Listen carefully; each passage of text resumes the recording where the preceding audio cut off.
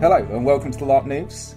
I'm Ian and I'm joined by my friend Dave. Hello. And Dave went on a epic adventure back into Northern Kingdoms. Isn't that right, sir? I did, yes. I went to Northern Kingdoms, which is a Witcher LARP. I've been once before. It was outrageously good. The tales from last time, and I encourage you to go back if you get the time and listen to the previous one, made me very, very curious. And I really wanted to come to this event, but for various reasons I couldn't. But I'm so pleased you were able to get there again and roll out the Bois boys once more. The fabulous Bois brothers were very much on form, which is me and my friend Callum, putting on ludicrous French accents and generally being very, very silly. But we'll talk about how the Dubois developed, because they do come across as very much a comedy duo. Yeah. But there's more to them than that. Yeah. So basically, it was up north. I didn't write this down. I should have done. I think it was in Barnsley, where it was. So, so it's a different site to any you've been to before? They changed the sites fairly regularly. So the first one I went to was at the LARP site down in Eversley. But this one was on a campsite. Woods all around us, big deep woods, nice little camping area. I had a really crap night's sleep the night before and was like, oh man, I was like, I was such a shit place that I was I got there so fucking late, and then I got really stuck on the motorways. Then by the time I got there, I was like, oh my god. Set everything up. Set up with Ali, and Nick and Ellie, who are my friends, and we set up pretty quick and get everything up. We had a nice water source nearby us, and as we were setting up, it's they did say oh, the camp might be attacked, by the way, and we're camped right on the edge of the camp, right, right near where the road is, and it was oh, well, this is going to go fucking brilliantly. Do you know what I mean? What could possibly go wrong with us camping right where the enemy's going to rush in from multiple directions, so I was quickly trying to get all my shit together, and then it was just and then we were going to do time in. Yeah. So I didn't have time to properly suit and boot. So I bought a bunch more stuff from that place in India, I think it is, or is it Pakistan? Yeah, I forgot what the name of it was. You've talked about it before. Again, go back to the previous episode. You'll learn about it. Yeah, I bought I bought a breastplate. I bought some other bits. So basically, I was full on Clank. I bought a new helmet, which is the same style of the Conquistador helmet. But I didn't put any of this on as we went down to the meeting, and then they were like, all right, who here is walking and who here is teleporting in? Okay? Right. And we were like, oh, fuck, well, we're walkers. You know what I mean? Fucking portal people. So we got led off into the bushes. Hang on, though. Weren't you hanging about in downtime with a portaling mage doing special deliveries? Yeah, Dr. Portal. Yeah, he's a good friend of ours. So, okay. So there are some portal people you approve of. And he's a legend, by the way. We'll talk about him later on. But yeah, Dr. Portal is awesome. Ellie is our half-elf friend who's part of the Elfin Safety for our explosives. Right. Our speciality is we can... So one of the really cool things about Northern Kingdoms was we came there with and basically pitched this idea of being very silly, explosive nobles from Tucson. And they were like, okay, cool, we'll make you your own rules and all this stuff. So our thing is that we go into our tent, spend a bit of time in there and come out with explosives that we can... A-team together an explosive. Yeah, right? And we had bangers left over from last time. So we've got we can just yeet explosives at people. It's a really good time, basically. Yeah. So... We and Callum and the rest of the walkers set off into the woods. We're already gassing out walking through the fucking woods, right? We're all wearing gambesons. And then so we're getting led along, and there's there's some tracks ahead or something, and then we can hear some noises. And I didn't bring my shield, I just have my sword with me and none of my armor. So I'm this is bad, right? Right. But we're chatting on as we usually do, and then a team of fucking Nilfgaardians come out, and there were some prisoners there or something as well. So we let the prisoners go, and then we got attacked by Nilfgaardians, and then a little little path in the woods, and we had a big old ding dong with them. I got shot in the shoulder with an arrow.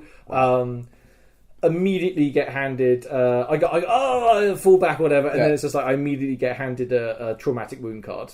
Sure. So how does damage being taken work in Witcher? So you have light, medium, and heavy armor. Yeah. You need to have I think it's 3 locations on your body. Basically, it's about the area covered. Yeah. And so I had, without my gambeson and stuff, I think I was significantly weaker. I can't remember off the top of my head what it was, but with all the clank, basically, because I've got greaves and I've got a chest plate, I've got shoulder pads and a helmet. Like I'm heavy. You're heavy. Yeah, I'm right? heavy. But getting shot by this arrow, does that do? Well, I wasn't wearing the thing, so I just took the arrow and I'm basically just role playing it, right? Yeah. I'm like, oh, I just on the arrow in the shoulder, and then they were like, then they ran over and were like, oh, here's a traumatic wound card, right? And then basically we.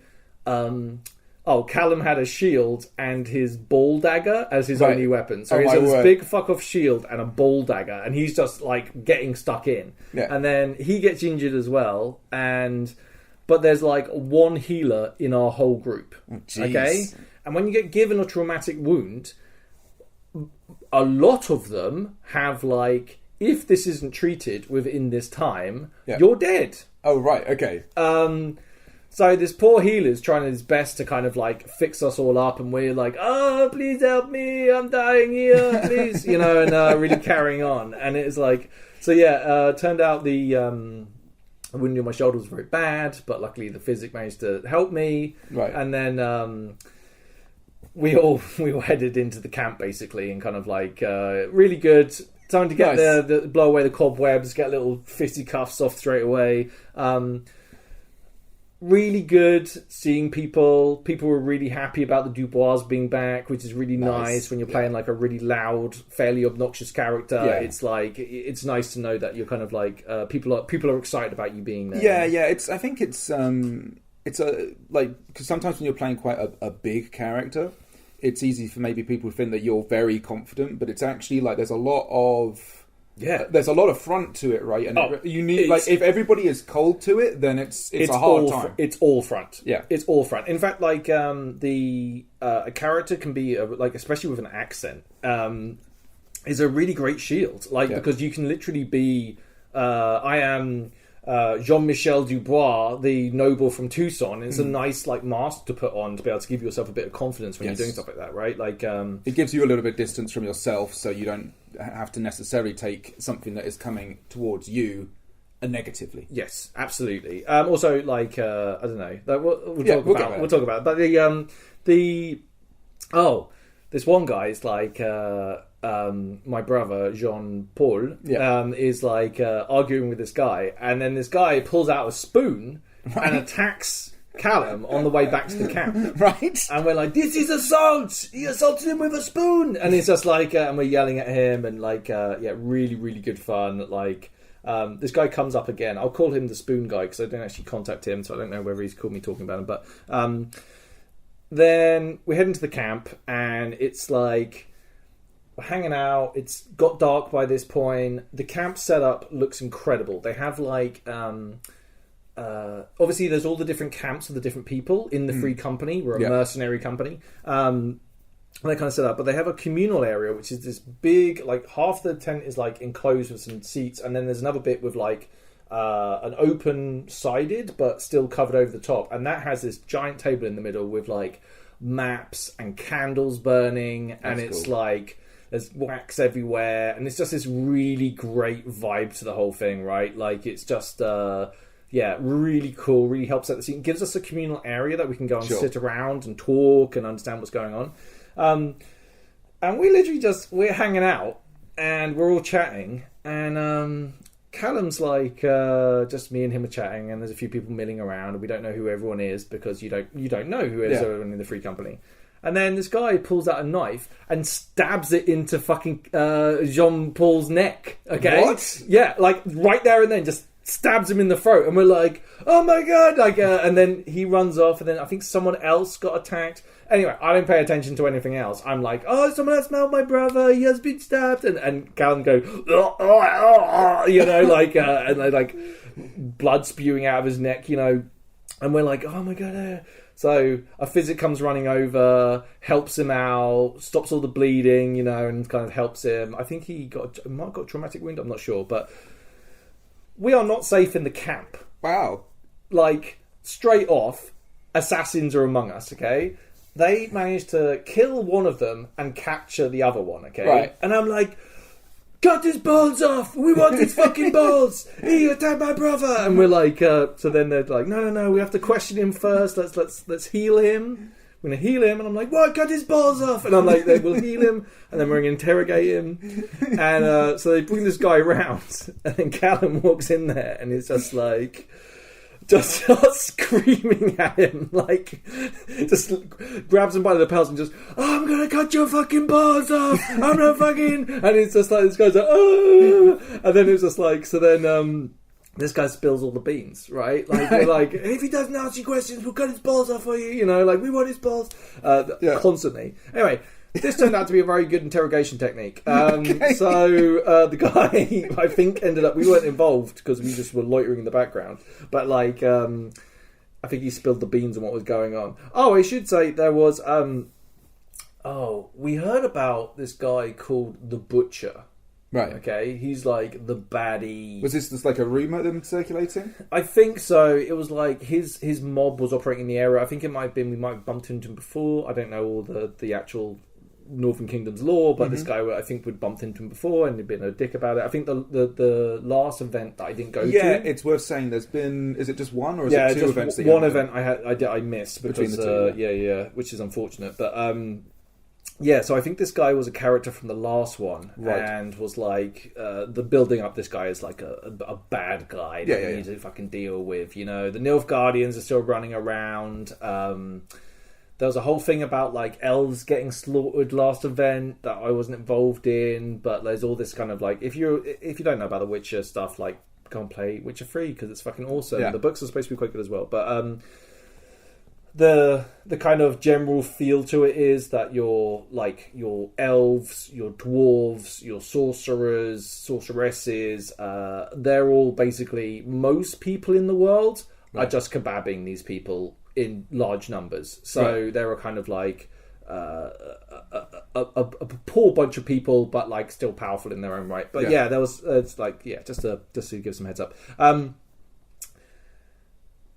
We're all hanging out, okay, and then we see some like light going down the path. This is very OC, by the way, but we were like, maybe we should walk into the rest of the camp with everyone else, you know? Like, so we left our campsite and then went to everyone else. And then there was this... The way they do portals is they light like a little flare and they swoosh the flare around in a circle to make like a portal shape.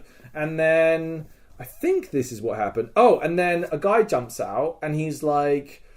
we're going to kill you all or whatever, and then we get attacked by a bunch of zombies, like undead in the camp.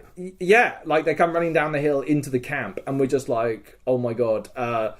Like I'm already tooled. I've got my armor on. But at Northern Kingdoms, I'm not taking my armor off pretty much ever, right? Like I'm pretty much wearing my armor pretty much the whole, unless I'm trying to cool down from fighting in my armor. Yeah.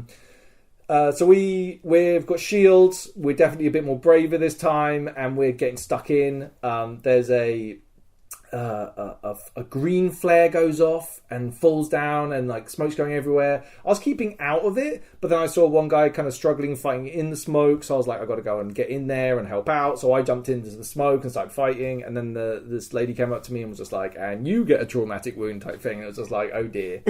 Because of the green smoke. Because of the green smoke. Right. So we dispatch these undead people. The big, bad head honcho necromancer guy fucks off. And I'm like... I'm dying, I'm choking. They end up taking me and Callum, who also gets fucking the same green smoke stuff. We get taken to the medical tent where Dr. Portal is trying to basically fix us. I think it required some sort of resource, and we had very little resources, okay? Right. Like, mainly because I put them in my lounge pants and forgot they were there. But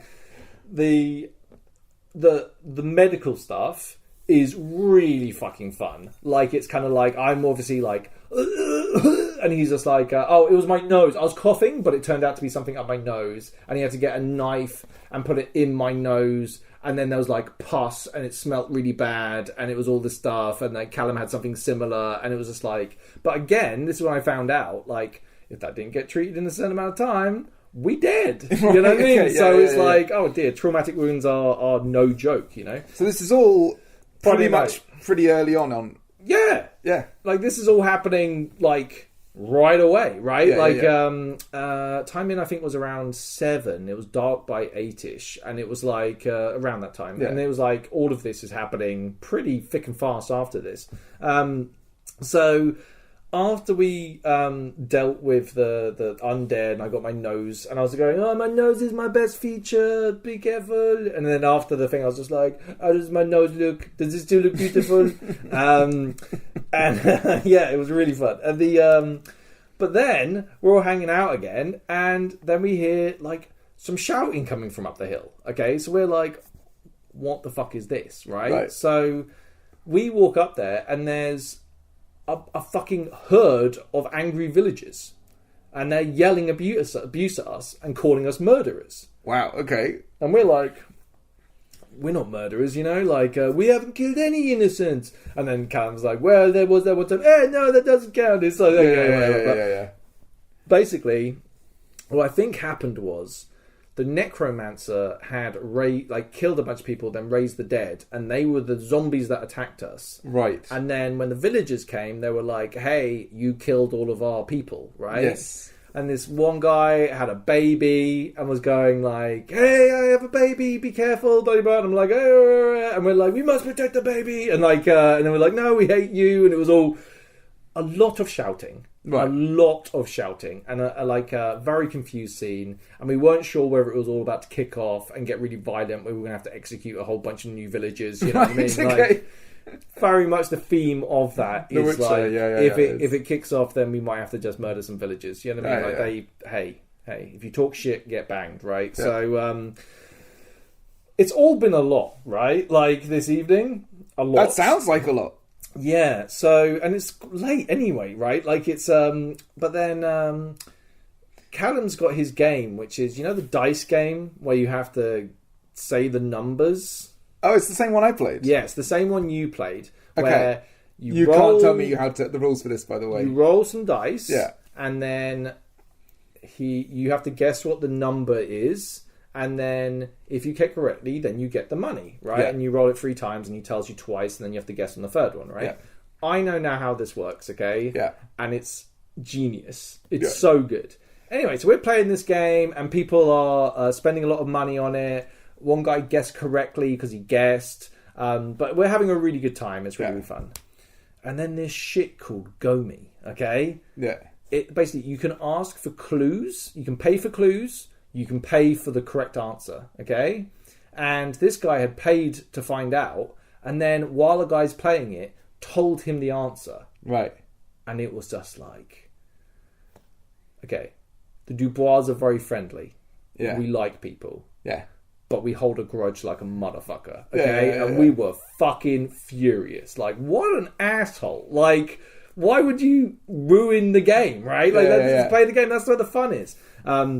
So we instantly had beef with this guy, like, very early on. Like, because, like, fuck with the Dubois, right? Like, that's not on the cards, you know?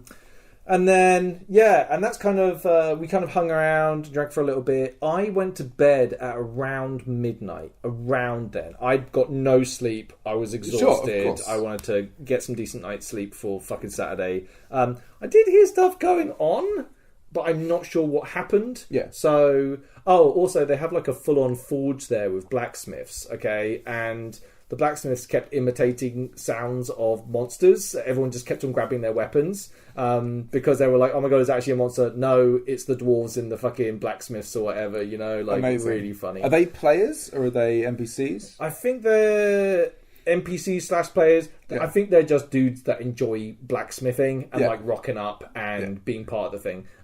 They can repair your armor when it's damaged, so you can get light damage and heavy damage to your equipment. I didn't interact with this too much. I didn't get properly damaged a lot of the time while wearing my armor. So I said that did happen later on. I also mention it now. We went into a big battle. One guy came around and just offered his blacksmithing services, and I was like, "Yeah, man, my gauntlet or whatever needed fixing, so he just did it for us, and it was just like, what a lad, going around and like just helping out was really, really good. The healers, they are surly to a man or woman. They are, no healers were like nice, flowery, let me help you healers. They were like, oh, for fuck's sake, and bring him to me, I'm not going to you, you have to pay me, all of this stuff, right? Like, it's cool, it's very Witcher. Yeah, we always tipped our fucking healers every single time. If you healed us, then you definitely got a coin, which is a bargain, by the way, because a lot of the time the resources cost more than a coin, but you got to pay your debts. And I kind of like, I went to bed. I slept like a fucking baby, right? Like, I was knackered. I had been running around, and I'd had a couple of drinks, and I slept so good. It sounds like a lot, though, for your first night. Yeah, but it was like, I had like crazy Northern Kingdom LARP dreams. Amazing. And I love those, right? Because they're always like kind of abstract and a little bit weird, but like, I woke up in the morning being like, that was a fucking way to go, subconscious. That fucking rocked. You know what I mean? So in the morning, I wake up. Oh, I should mention very briefly, there was a lot of non-LARPers, like dog walkers, people walking, cyclists going past, and people walking straight through the camp, which I found really odd. Not a huge deal for me. I make a podcast. I'm pretty open about the fact I'm a LARPer, but like, it was a little odd. And for most of Saturday, there was a music festival. I'm guessing a couple of miles away, but we could hear music going on in the background. So a little bit like, the organisers did mention this. They're going to talk to the people that own the site. But I just thought it's worth mentioning because it was quite interesting. Callum had a really good way of interacting with people, which was, hey, could you not take pictures of people unless they've given their permission to do it? And it's a really simple way, and not an aggressive way to do it. So, just to be like, hey, it's not cool because that person could be, whatever they do for a job. They might not want people to know that they do this for a hobby. It's still got a fair amount of stigma. There's also a lot of stuff with, a lot of this comes from cosplay and things like that as well. Like, convention kind of etiquette is to obviously ask somebody if you want to have a picture of them and stuff like that. Right. Because, it's disconcerting to have people take pictures of you if you're not prepared for that kind of thing without your permission. At first, I found it really jarring. But generally, we were having such a good time that it didn't really matter. Actually, I'll mention that it's coming up. I'll mention some public people that came into a situation that like they were like, oh, we'll go and watch, and then everything started kicking off. And then when I looked up again, they were no longer there. But I'm now going to describe the perfect LARP way to wake up in the morning. Okay. Wake up, had my LARP dreams. I'm in the tent by myself. I'm feeling good. Get out the tent.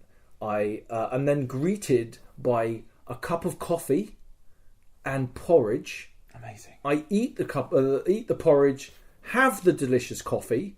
I then make my way to the toilets. I then take care of some business in the toilets, which is always a pleasure to have, like, just to get that out the way in a LARP day, especially when you're wearing a large amount of armor, right? Like, you don't want to have a oh god, and then have to run half a mile to the loos and get your armor off, right? Those three things are, in my opinion, a perfect LARP morning. Like, if you've ticked 3 of those boxes, you've set yourself up for a fantastic day, basically. And I was more than ready for a day's LARPing after a coffee, porridge and a poop is basically, cannot recommend it enough. Thank you to the people at my camp who were just awesome. Like, one thing that this like really hammered home to me was how much I enjoy the people in my little circle of LARPers, right? Like, I'm lucky to know incredibly talented people. Like, I would say Callum is outrageously good at RP, right? Crazy. He's my homie. I love him very much, but he's my LARP husband, and I feel like when me and him are LARPing together, magic just happens, right? Yeah, we bounce off each other, and it's just really good. Ellie makes like magnificent fucking costume and design, and she's always there looking after me. Like she's helping me with my armor. She's doing this. She's like always just making sure I'm okay. Nick was absolutely brilliant throughout. He's like, he can't help himself. He's now the Grand Magus, right? Who's the top wizarding person in the free company, right? And he's just like he's always getting his fingers into pies, but he's always doing it in a really good way, trying to engage with people, trying to spread game out, but also trying to keep us alive, which for him this weekend was a full-time fucking job. Okay, like he saved me last night when I got the nose thing. Amazing. God, I'm not going to mention someone and it's going to be annoying. Oh, Ali's fucking brilliant anyway. He's just a good lad. Ali's actually, he plays an elf. Right. And like in LARP, there's no, I have a stealth skill so you can't see me. Yeah. No, Ali's just actually good at being a fucking scout, okay? He'll sneak up on you and slit your throat, right? Like he'll go off into the bushes, recce something and come back and be like, oh yeah, there's 20 of them in the bushes. And I'm like, what, did you just go, yeah, they didn't see me, it's fine. It's just like, what? That's ridiculous. Like, hard skills. So, we're in the tent, the big communal tent, and then they're like, we're going to have a captain's meeting, okay? And the person in charge is Captain Nico, and she's this kind of like, she's a legit fucking LARPer, right? Like just bags of fucking charisma and energy, and just carries so much fucking like in the group. Yeah. Like she just carries weight. Yeah. Like when she's talking, people shut the fuck up. People tell other people to shut up when she's talking, okay? But they were like, we're gonna have a captain's meeting. Basically this is they didn't do this last time when I was there, but this is such a cool mechanic, okay? We have, as a mercenary company, mercenary units that work on behalf of us, okay? Right. So we have there are like scouty type guys, what are they called? There was a special name for them, I can't remember, but like Pathfinders. Right. We have a bunch of roguish, like thuggish brute types. We have what are they called, the Landsknecks, which are they wear these really colourful, incredible costumes, and they carry really large fucking swords, and they're like our heavy infantry. Landsknecks are bad. They're like really cool from history. Yeah. Dude, like really cool. And the kit they had. Oh, the captains, the captains of these units came along for the meeting. So are they NPCs? Yes, they're all NPCs. Okay, that's cool. And we're just like, and they were like, oh, the guy that usually does the cavalry isn't here. Does anyone want to do the cavalry? And we're like, me and Jean-Paul go, and they're like, we will do it. And it's like, we sit down and like have this big old conversation about what we're going to do with the cavalry. And we're like, what sort of cavalry are you? Are you heavy? Are you light? And they were like, oh, we're light cavalry. And I'm like, oh, very interesting. Have you ever used explosives? And it was like, we're chatting on and really, really good time. Anyway, like, I loved this. It was such a good thing to have all these NPCs come along, and there's like, they give us these different opportunities. So one of them might be, there's a windmill, okay? Mm-hmm. And there's bodies hanging from the windmill. What do you want to do about that? There's a village with some light barricades outside with people inside looting the place. What do you want to do about that, right? Bunch of these different options, and they're like, so is it a case that you can only pick like a certain amount of these things? Well, we have so many units, right, and you have to choose where, and we have to choose where to send them. And can you kind of double up? Or... Yes, you can double up. So our first one was the light barricaded village. I wanted the cavalry to go to the fucking, what's it called, the windmill, because I was just scared about the cavalry. Like the first time out, they get fucking wrecked on some fucking village defenses. Fortifications, yeah. It sounds like a bad idea. But basically, the plan was, and the really cool thing, we have to write our orders on a piece of paper. Amazing. So we have this big old conversation, okay, and then we're like, okay, we have to write our orders. So we get this, like, our fountain pens, Amazing. And we're writing these letters out. That's cool. And we're like, and Callum's writing the letter out, and I'm helping him write the letter, and it's just like, we're like, oh, do this and do this, blah, blah, blah. And basically the plan was that we were going to go there with the land snakes or whatever. Right. And we're saying, oh, we'll give you an explosive and the cavalry were like, we don't think it's a very good idea that we take the explosives. And I'm like, no, it's a technical term. You yeet the explosive when it's time, and then it boom. And it's like, you can do that to the defenses and get in. But then the land snakes, which was this player was fucking great. This lady called Tor of Tor's Temerarian land snakes. Okay, right. We got on really well with the land snakes whenever they rocked up. Like we liked them and they liked us. But we were talking to them about like, and we were explaining how the explosives work, and like, you must light it here, and then when you are ready, you must throw it. Do not wait too long, or you will blow yourself up, and all this stuff, right? Like, and we're doing all this stuff, and they're like, so the outcome of that. I can just talk about it now. Fuck it. Later on, we find out the results for our units. Okay, oh, nice. Right. So they come. So these back. are kind of actions that you personally are involved in. No, you just dispatch. It's people. like a little mini game. Oh, that's cool. It's like a mini downtime, but like part of the game. Yeah, and it all takes place during the event. Yes. Right, so, cool. And we find out that our the land snakes moved forward and basically went into the town. Turned out there's a bunch of fucking looters or whatever. So the looters ran, and then our cavalry charged them down. Nice. And it was glorious, Brilliant. And we were so very proud. Oh, one thing I should mention is in our letter.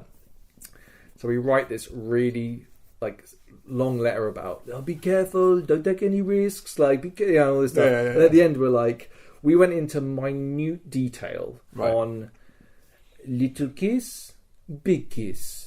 Oh, give them a hug. So he does a circle, and then he does a big X, little X, and we're just doing this really elaborate X kiss, big kiss, little hug, big kiss, tiny kiss. And it was just like, so, and we're explaining this to the people who are taking the orders away, and they're just trying not to laugh. Because I go through it because the ink's really bad on the paper, right? So it's a bit messy on some of them. So it was like, it says this, and it says, and this last part, it says big kiss, little kiss, whatever, and go through all of it again. And it was just like really fucking funny. Yeah. We ended up calling ours the what do we call them? The Knights of Dubois. We started talking to them as the Knights of Dubois, and we were talking about potentially, because I was making jokes about how I lost my donkey on the way here, and his name is Sebastian, and he's a very naughty donkey, and he's out there somewhere, and I kept yelling, Sebastian! And like, nothing out there. Did you hear a donkey? And it would be like, just stupid Dubois shit, basically. I'll come back to that stuff. But basically, we had a few of these, and it was just great. Every time I was like, we had to come up with a chat, find out what we were going to do, and all this stuff, right? Really, really fun. I think this is an interesting thing, because I've obviously only ever been to larger LARPs, where obviously the player to NPC ratio is very skewed.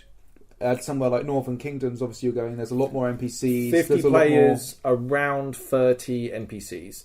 Yeah. They are the hardest working, like, I don't want to say this in case the fucking Empire skirmish crew hears this and just murders my ass. I do talk a lot about shit about them anyway, but in a funny way, not in a real way, like in a funny way. But the Northern Kingdoms NPC crew were outrageously good. They brought it every single time. Their characters were really, really good. I can't praise them enough in how great it was interacting with the NPCs at Northern Kingdoms. Every single one I spoke to knocked it out the park. Yeah. And bear in mind, I'm a ridiculous French noble, and they took it all on and were like, really great. And I got the feeling like the NPCs crew quite like the Dubois. You know what I mean? They were definitely trying to kill us. Yeah, 100% trying to kill us, but I think they quite liked us. It was really cool. But I think it's interesting, like, if you, with that kind of ratio, obviously going to Empire, there's a reasonable chance, especially starting off, that you will not meet an NPC at all. Right. Yeah. Certainly for a little while. Yeah. You'll you really pursue that game, you may fight. You'll probably fight the skirmish crew if you go on a you'll fight. But to actually interact with a non-imperial citizen, very fucking rare, right? Like extremely rare. In fact, it was like it took me years to do it, right? Like literally years. So, but like obviously at where you have the balance of NPCs or crew, I should say, to players that is closer. Yeah, we shouldn't call them NPCs. That's the wrong term. But you know what I mean. Crew. Crew. You kind of have therefore a higher likelihood that you are going to speak to and a lot of this is a lot of the game is this, right? Like I'm gonna talk in detail about the fights, but the world building that is allowed to happen from like interacting with these different characters as they come into the camp and you meet them, and like it sets off like a whole tone and an understanding, right? Like really great. Because basically a lot of the game experience that you have, say, at Empire, and I'm using that because that's where I'm coming from, my experience basis, is obviously a lot of the game experience you have is interacting with other players, which is awesome, amazing. I've had an amazing time. But like, I guess at something like this, the balance of game that you're getting is you're obviously interacting with players, but you're also interacting with characters, and the game's coming from both of those. They're characters that help, like... I always talk about not NPCs, crew, especially ones that play characters, as the special forces of LARP. Yeah. You're dropped behind enemy lines, you're given a brief, and then you have to deal with people like us who ask you stupid fucking questions all the time, or want to interact with you in a silly way, or in a serious way. Like there's loads of these people, you know, and they were so good. In fact, I spoke to Tor of the Landsknechts afterwards, and she was like, "Oh, I don't really do character stuff usually." And I was a bit like out of my comfort zone with it. And we were just like, "You were brilliant." Yeah, like we loved interacting with you for the weekend. You know, it was like so good. So it's a two-way thing, right? Yeah, like, you as a LARPer, like and as crew. You can never tell where someone is. All you can do is see their performance and be like, that was fucking awesome, and just enjoy it. So I think there's a certain element to that where, because I obviously have, I get anxious, I get worried, I second guess myself a lot, but it's really great to realise, like after a weekend, like, oh, people really did enjoy that interaction that we had, or I enjoyed your character, and they're like, oh, I didn't. There was one lad there who we interacted a bunch the weekend. We had an epic fight, like together. I'll talk about that later. But it was his first LARP, and I was like, dude, you're killing it. Yeah. If that's your first LARP and you're doing Northern Kingdoms and you had that weekend, like there was nothing about that guy that was just like, oh, he's a new player. Like his kit was outrageous. His RP was really good. He fought like a fucking lion. It was amazing. Oh my god, talk about fighting like lions. Some of the crew were just off the hook, by the way. Like some of them were amazing. Anyway, let's keep going. Right. We set off we hear about this prisoner exchange that we have to take place, okay? And we're like, okay, let's go. So the plan is a bunch of us are going to go and we're going to cause a distraction. So the Dubois were part of the distraction crew, obviously. We were like, no, we could be part of the sneaky crew. And it was like, I'm clanking around. And my arm is like clanking, by the way, everywhere I go. And another group are going to go and scout off and then go and try and do this prisoner exchange. And we get to this, we walk through the woods for a bit. And we get to this like, it's like a giant ditch in the woods, really big, okay? And there's like, we're on one side on the hill, and there's a ditch, and then on the other side there's another hill. And then a bunch of baddies come out, okay? Nice. And they're like yelling at us, and we don't really have a leader. Like, this is one thing, like no one's like, I'll speak on behalf of this or whatever. So we're all kind of yelling stuff at them, they're yelling stuff at us, and then basically they're like, oh, fuck this, we're just going to attack you. And they kind of charge down this gully and then come up the hill. And we're like, oh, okay, let's fight then, okay? Yeah. Combat is very scary at Northern Kingdoms. Like, you get the feeling like you could end up dead very easily. And they start yeeting bombs at us. Oh, this is when the people, the dog walkers were nearby, and they're like, oh, we'll come and watch. And then someone yeeted a fucking banger. Ours are quite loud. Right. This motherfucker was like a concussion grenade going off, right? I was a little way away from it. There was one guy really close to it, and I think he literally did get discombobbled. Like, actually, like, what the fuck is going on from this, I suppose. After that bomb went off, I didn't see those people again. Right. But, like, I don't think they even had a dog with them. They had a family. But, like, we're fighting, and it's really kicking off, and the crew are bringing it. And we're like, there aren't that many frontline fighters. Oh, there's one thing that happened. It happens later on actually, but like, there's not many out and out frontline fighters. Like me and Callum in heavy armor are the exception rather than the rule. A lot of people are there with just a sword, no shield. A lot of archers. Some people are mages and sorceresses and people like that. How does the magic stuff work in combat? Like, I don't know. Is my answer. Sure. I did have some magic which we'll get to that was done to us. But I don't know how, as a player, you interact with... Oh, I do know. I saw it. Yeah. This one lady... There's these two wonderful sorceresses that I should bring up. What's her name? Oswin of Mahakam? I didn't get the other person's name. Both of these ladies were, like... They're wearing dresses. They're kind of like female Dubois, right? They've got accents. They're really, like, over the top with some of their stuff. They're really, really cool. Anyway... She does this thing in this battle that is like, she describes the thing and then does the cast. It was something like, oh, your feet are wrapped in vines or something like that, or your feet are locked in stone. And then she does like an RP thing, and then cast the thing, and then the NPCs, or NPCs, I need to stop calling them NPCs. No, I think it's okay to call them NPCs when they literally are NPCs. Yeah, they literally are, yeah. But they get locked down, so then we charged in and cut them down, right? Because they can't move, so we can just maneuver around them and stab them up a lot. Right. Really cool. Like, so yeah, I don't know a huge amount about it, so I don't want to speak on. And if you're listening to this, I'm an idiot. Don't take anything I say as a thing. So, but really cool. Like the portal stuff, that was like magic stuff. Because you've kind of done that before, haven't you? Where the portal mage did like a portal with you, and you were able to move somewhere else and appear through a portal. In that case, what we needed to do was we get a ref, tell them what we're going to do. Nick fires off a flare, does the circle, we walk through it, get guided through holding our hands in the air, then get dropped off, and then we jump through the portal. Sure. There are some interesting stuff to do with portals where when you go down, you have a 5-minute bleed count. Yeah. Okay? If you get a bandage put on you, it doesn't stop the count, it just adds 5 minutes to it. If you're in a portal, the timer pauses. So a good way to save someone's life is portal them, chuck them in a portal, get them back to the medical tent, dump them there, and as soon as they arrive, you can get medical treatment. This is a very good way of getting someone out. And someone in this fight had to have that done.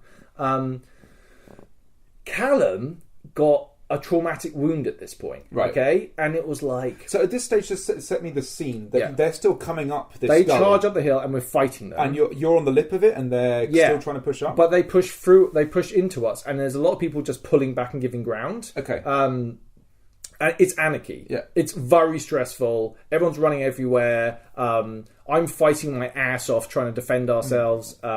We cut them down, but then the guy does some magic, or the bad guy on the other side, he does some magic or something like this, and basically I think they're on drugs or something wacky, and then they get back up again. So we've just had our asses handed to us and managed to fight them off, and then they all get up again, and we're just having to just hack them down again, right? Like, and just kill them as fast as we can, while they're yeeting explosives at us.